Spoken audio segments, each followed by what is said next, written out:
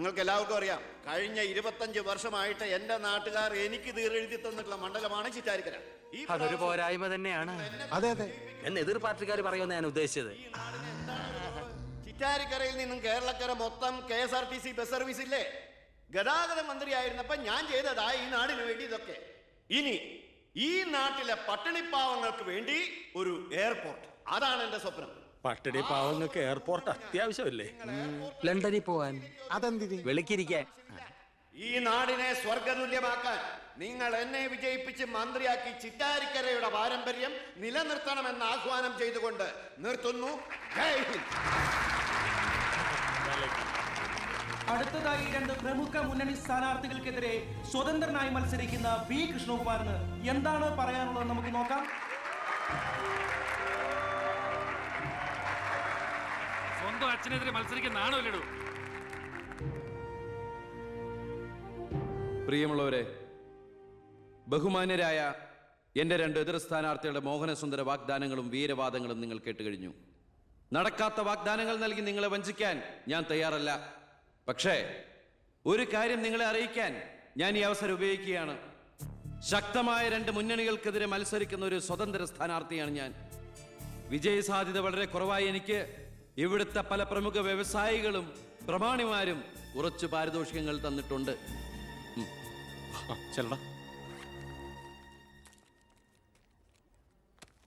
ഇത് 5 ലക്ഷം രൂപയുണ്ട്. നമ്മുടെ മുന്നിലിരിക്കുന്ന നന്മ നിറഞ്ഞ ശ്രീ ചാണ്ടിച്ചൻ സംഭാവനയായി തന്നതാണ് ഈ തുക. ഇത് 3 ലക്ഷം വ്യവസായ പ്രമുഖൻ കോശിയുടെ വക. ഇത് 2 ലക്ഷം അബ്കാരി നമ്പീശന്റെ വക. ഇത് 1 ലക്ഷം കോൺട്രാക്ടർ സരസന്റെ വക. വിജയ സാധ്യത ഒട്ടുമില്ലാത്ത എനിക്ക് ഇത്രയൊക്കെ കിട്ടിയിട്ടുണ്ടെങ്കിൽ വിജയത്തിന്റെ തൊട്ടടുത്ത് നിൽക്കുന്ന എന്റെ എതിർ സ്ഥാനാർത്ഥികൾക്ക് എത്രയൊക്കെ കിട്ടി കാണും. ഈ ചിറ്റാരിക്കരയുടെ അഭിമാനമായ സന്മനസ്സുള്ള ചാണ്ടിച്ചൻ പറയണം, താങ്കൾ എത്ര രൂപ സംഭാവനയായിട്ട് കൊടുത്തു എന്ന്. ആ നല്ല മനസ്സ് ജനങ്ങളൊക്കെ ഒന്ന് അറിയട്ടെ എന്ന്. ജനാർദ്ദനം പിള്ളക്ക് 10 ലക്ഷം, മേനോൻ സാറിന് 20 ലക്ഷം അല്ലേ? സത്യമാണ്, നുണ പറയല്ല. പണം പിടിച്ചു. Thank you Chandichan. കർത്താവ് തരുന്നു, ഞാനത് കൈനീട്ടി വാങ്ങിക്കുന്നു. എങ്ങനെയുണ്ട്? TV-യിൽ വരുക. കേട്ടല്ലോ, ഇതുപോലെ എത്ര ലക്ഷങ്ങൾ ഇവരുടെ കൈകളിൽ എത്തിക്കാണും. അതിവിടെ വെളിപ്പെടുത്താൻ ഈ സ്ഥാനാർത്ഥികൾ തയ്യാറാണോ?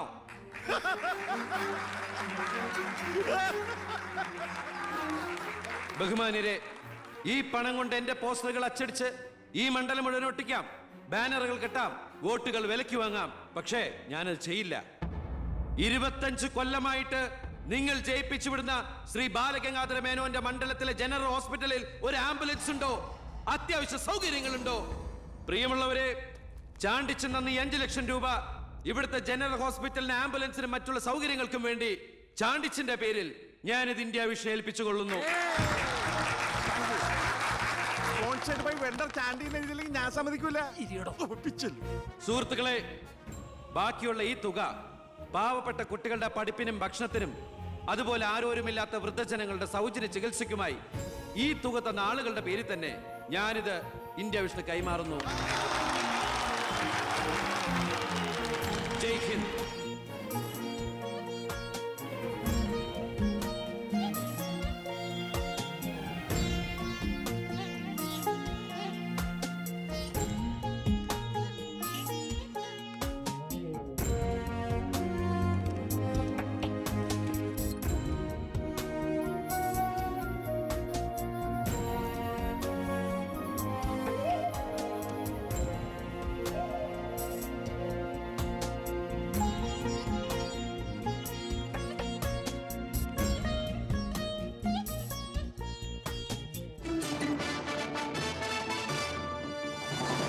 പന്ത്രണ്ടാം നിയമസഭയിലേക്ക് നടന്ന വാശിയേറിയ തെരഞ്ഞെടുപ്പിൽ 72% വോട്ട് രേഖപ്പെടുത്തി. വിവിധ കൗണ്ടിംഗ് സെന്ററുകളിലായി രാവിലെ 8 മണിക്ക് തന്നെ വോട്ടെണ്ണൽ ആരംഭിച്ചു. ആകെയുള്ള 140 സീറ്റുകളിൽ ഫലമറിഞ്ഞ 120 മണ്ഡലങ്ങളിൽ KDF 61, ജനപക്ഷ മുന്നണി 59 സീറ്റ് നേടിയിട്ടുണ്ട്. കേരളത്തിലെ മുന്നണി സമവാക്യങ്ങളെ അട്ടിമറിക്കാൻ പോകുന്ന പുതിയൊരു രാഷ്ട്രീയ ധ്രുവീകരണത്തിനുള്ള സാധ്യതയാണ് ഇപ്പോൾ നമ്മുടെ മുന്നിലുള്ളത്. ഒരുപക്ഷെ കേരളത്തിലെ അടുത്ത മന്ത്രിസഭ ഒരു തൂക്ക് മന്ത്രിസഭയായിരിക്കും. ഹലോ, എണ്ണിത്തീരാറായോ? ആഹാ. ജനപക്ഷ മുന്നണി ഓക്കേ. സ്ഥാനാർത്ഥി അപ്പൊ വിവരം അറിയിക്കണം. 4612 വോട്ടിന് അച്ഛൻ ലീഡ് ചെയ്യുന്നുണ്ട്. അടുത്ത CM അച്ഛൻ തന്നെ. ഇപ്പോൾ കിട്ടിയ വാർത്ത, പുതുശ്ശേരി മണ്ഡലത്തിൽ KDF സ്ഥാനാർത്ഥി തൊമ്മൻ ചാക്കോ 4000 വോട്ടുകൾക്ക് വിജയിച്ചു. ഇത്തവണയും ഭരണം ലഭിച്ചാൽ KDF-ൽ മുഖ്യമന്ത്രിയാകാൻ സാധ്യതയുള്ള ആളാണ് തൊമ്മൻ ചാക്കോ. വയനാട് ജില്ലയിലെ സംവരണ സീറ്റിൽ KDF സ്ഥാനാർത്ഥിയും ആദിവാസി നേതാവുമായ ശ്രീ പൊറ്റക്കുഴി ചെല്ലപ്പൻ തെരഞ്ഞെടുക്കപ്പെട്ടു. ഇപ്പോൾ കിട്ടിയ വാർത്ത, ചിറ്റാരിക്കര മണ്ഡലത്തിലെ വോട്ടെണ്ണൽ പൂർത്തിയായി. സംസ്ഥാനം ഏറെ ഉറ്റുനോക്കിയ മണ്ഡലമായിരുന്നു ചിറ്റാരിക്കര. മുൻ മന്ത്രിയും KDF സ്ഥാനാർത്ഥിയുമായ ശ്രീ ബാലഗംഗാധര മേനോൻ മുന്നിട്ട് നിന്നിരുന്നുവെങ്കിലും ഇപ്പോൾ 3ാം സ്ഥാനത്തേക്ക് പിന്തള്ളപ്പെട്ടു. ഇരു മുന്നണികളെയും പരാജയപ്പെടുത്തി സ്വതന്ത്ര സ്ഥാനാർത്ഥി P. കൃഷ്ണകുമാർ വിജയിച്ചിരിക്കുന്നു. KDF-ന്റെ സജീവ പ്രവർത്തകനും യൂത്ത് വിങ്ങിന്റെ ജില്ലാ സെക്രട്ടറിയുമായിരുന്ന കൃഷ്ണകുമാർ തെരഞ്ഞെടുപ്പ് പ്രഖ്യാപന വേളയിലാണ് രാഷ്ട്രീയ അഭിപ്രായ ഭിന്നതയെ ചൊല്ലി സ്വതന്ത്രനായി മത്സരിക്കാൻ തീരുമാനിച്ചത്.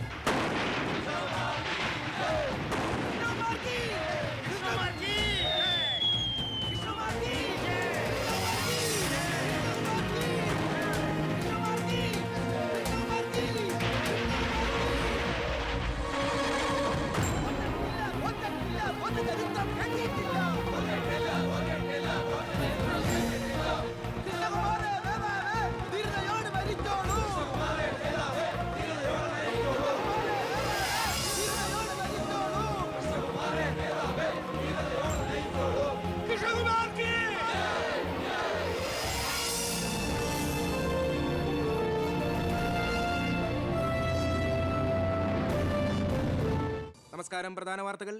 തെരഞ്ഞെടുപ്പ് ഫലം പൂർത്തിയായപ്പോൾ വ്യക്തമായ ഭൂരിപക്ഷം ആർക്കും ലഭിക്കാത്തതിനാൽ കേരള രാഷ്ട്രീയം അനിശ്ചിതത്വത്തിൽ. ഇരു മുന്നണികളും സജീവ ചർച്ചയിലാണ്. കഴിഞ്ഞ തവണ 100 സീറ്റ് നേടിയ മുന്നണിയാ, ഇത്തവണ അത് 70 സീറ്റിൽ ഒതുങ്ങി. അത് നിങ്ങളുടെ ഭരണത്തിന്റെ നേട്ടാ. അത് നിങ്ങൾ കാലുവാരി കൊണ്ട് സംഭവിച്ചതാ. ഇങ്ങനെ പരസ്പരം പഴിയാരാതെ ഇനി എന്ത് വേണമെന്നാണ് ആലോചിക്കേണ്ടത്. എന്തൊക്കെ പറഞ്ഞാലും മുഖ്യമന്ത്രി രാജിവെക്കണം. രാജിവെക്കാൻ ഇവിടെ ആരും മുഖ്യമന്ത്രി ആയിട്ടില്ലടോ. നമുക്ക് ഇവിടെ ഭരിക്കാൻ പറ്റുമെന്ന് ഒരു തീരുമാനമായിട്ടില്ല. എന്തായാലും 69 സീറ്റ് വെച്ച് പ്രതിപക്ഷത്തിന് മന്ത്രിസഭ ഉണ്ടാക്കാൻ പറ്റില്ല. പക്ഷേ കൃഷ്ണകുമാർ നമ്മളോടൊപ്പം നിന്നാലേ നമുക്ക് ഭരിക്കാൻ പറ്റൂ. എന്നാലേ 71 തികയൂ. കൃഷ്ണകുമാർ അതിന് തയ്യാറാവോ? സീറ്റ് കൊടുക്കാത്തതിന്റെ ദേഷ്യം കാണില്ലേ? ഞാൻ ഇതിനെക്കുറിച്ച് അവനോടൊന്ന് സംസാരിച്ചു. അവൻ ഇങ്ങോട്ടൊന്ന് വരാമെന്ന അർത്ഥസമ്മതം മൂളിയിട്ടുമുണ്ട്. മേനോൻ മത്സരിക്കണ്ട, മോൻ മത്സരിച്ചാ മതിയെന്ന് ഈ മേനോനോട് ഞാൻ 100 വട്ടം പറഞ്ഞതാ. താ കേട്ടില്ല. അതെന്റെ രാഷ്ട്രീയ തന്ത്രം. നിന്റെ മകനെ നിർത്തിയിരുന്നെങ്കിൽ പ്രതിപക്ഷം പറയും മക്കൾ രാഷ്ട്രീയമെന്ന്. അച്ഛന്റെ പിൻബലമില്ലാതെ മക്കൾ സ്വയം വളരണം. അവനത് തെളിയിച്ചു. അതിനുവേണ്ടിയാ ഞാൻ എതിർത്തത്. വരണം വരണം വരണം.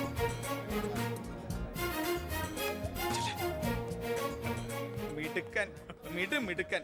എന്നോട് പിണക്കൊന്നുമില്ലല്ലോ. എന്തിന്? ഇത് പൊളിറ്റിക്സ് അല്ലേ? ഇവിടെ വേണ്ടത് സ്പോർട്സ്മാൻ സ്പിരിറ്റ് അല്ലേ? നീ ഇരിക്കടാ. അങ്ങോട്ടിരിക്കേ. വേണ്ട സാർ. കൃഷ്ണകുമാറിന്റെ പിന്തുണ ഞങ്ങൾക്ക് പ്രതീക്ഷിക്കാമല്ലോ അല്ലേ? ഞാൻ പിന്തുണച്ചാലേ KDF-ന് മന്ത്രിസഭ ഉണ്ടാക്കാൻ സാധിക്കുമെന്ന് എനിക്ക് നന്നായിട്ട് അറിയാം. ചെറുപ്പം മുതൽ പ്രവർത്തിച്ചു പോന്ന പ്രസ്ഥാനത്തിന്റെ കൂടെ നിൽക്കാൻ എനിക്ക് സന്തോഷമേ ഉള്ളൂ. പക്ഷെ ഒരു ഡിമാൻഡ് ഉണ്ട്. ആഭ്യന്തരം എനിക്ക് കിട്ടണം.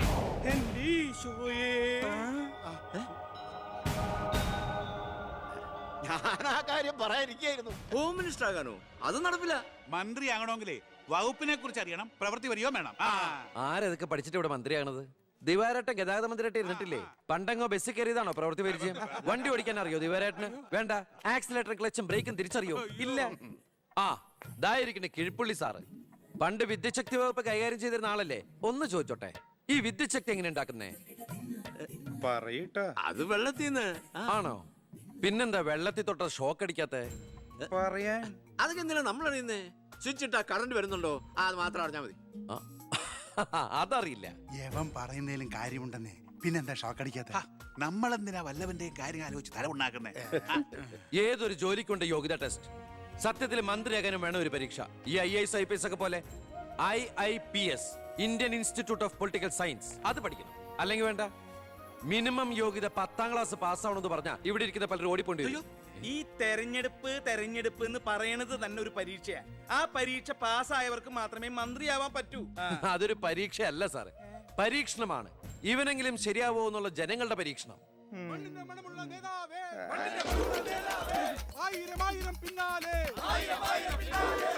മതി, ഇനി നിങ്ങൾ ഇവിടുന്ന് ജൈവിച്ചോ. ഞാൻ പറയാതെ ആരും നിർത്തരുത്. മണമുള്ള നേതാവേ, ആയിരം ആയിരം പിന്നാലെ. എന്തിനാ ഇങ്ങനെ ഓരോന്നിനെ സൃഷ്ടിക്കണേ? അപ്പൊ സാറേ, എന്റെ കക്ഷി മത്സരിച്ച 3 സീറ്റിലും ഞങ്ങൾ വിജയം കണ്ടെത്തി കഴിഞ്ഞു.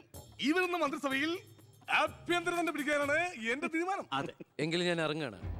അയ്യോ പോകല്ലേ പോകല്ലേ, നമുക്ക് ചർച്ച ചെയ്യാം. എന്റെ തീരുമാനത്തിൽ മാറ്റൂല. ഇല്ലെങ്കിൽ വീണ്ടും ഒരു ഇലക്ഷൻ നേരിടാൻ അല്ല തയ്യാറല്ല. ഞാൻ പറയുന്നു കേക്ക്.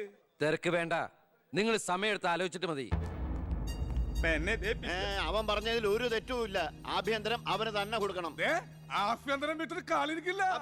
അഭ്യന്തരം എന്ന് പറയാൻ തനിക്ക് എന്ത് യോഗ്യതയാണോ ഉള്ളത്? മന്ത്രിസഭ ഉണ്ടാക്കാൻ അവൻ വേണം. കൃഷ്ണകുമാർ തനിക്കറിയോ? എന്നെ ഒന്നും കൂടെ വന്നേ. അവൻ പിണങ്ങി പോയതാണോ?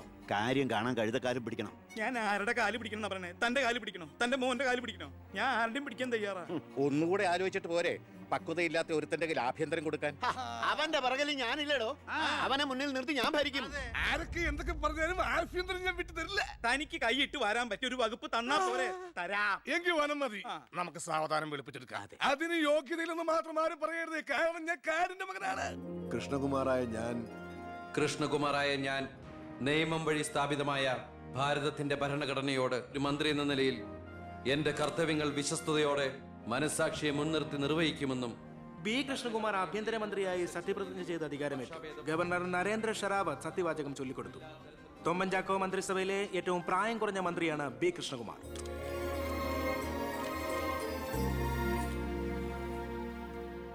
പുരകത്തുമ്പോൾ വാഴ വെട്ടുന്നു എന്ന രീതിയിലല്ലേ ഭൂരിപക്ഷം തികയ്ക്കാൻ ബുദ്ധിമുട്ടിയ KDF-ൽ നിന്നും നിങ്ങൾ ആഭ്യന്തരമന്ത്രി സ്ഥാനം വില പറഞ്ഞു വാങ്ങിച്ചത്? എനിക്ക് കിട്ടിയ അവസരവും ഉപയോഗിച്ചു എന്നുള്ളത് ശരിയാണ്.